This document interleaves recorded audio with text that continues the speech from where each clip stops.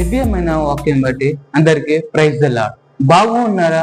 వాక్యాన్ని ప్రేమించే మనము వాక్యానుసారంగా జీవించాలని దేవుడు ఆశిస్తున్నాడు.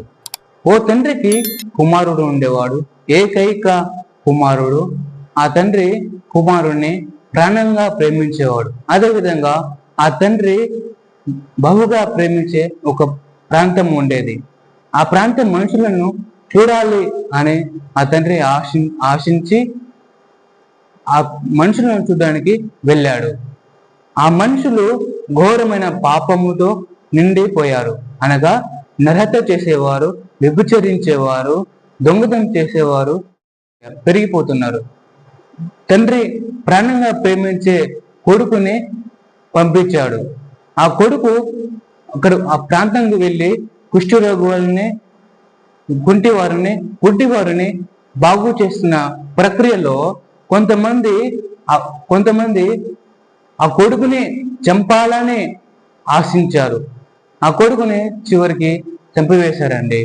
నిన్ను నన్ను ప్రేమించిన పరిశుద్ధమైన దేవుడు ఈ లోకంలో దిగి మనందరి కోసం, మనం చేసిన పాపముల కోసం ఈ లోకంలో వచ్చి మరణించాడండి. ఆ దేవుణ్ణి సేవిస్తే ఎంత బాగుంటుంది. ఆ దేవుణ్ణి సేవిద్దామా? రండి ప్రార్థన చేద్దాం.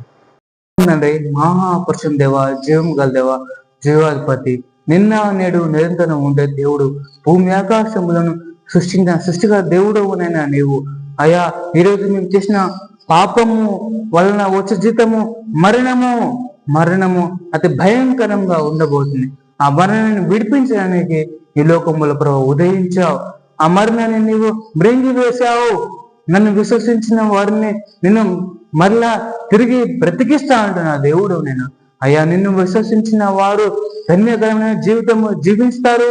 అంటే ధన్యకరమైన జీవితం అనుగ్రహించమని యేసుక్రీస్తు యొక్క పరిశుద్ధ నామములో వేడుకుంటున్నాము తండ్రి.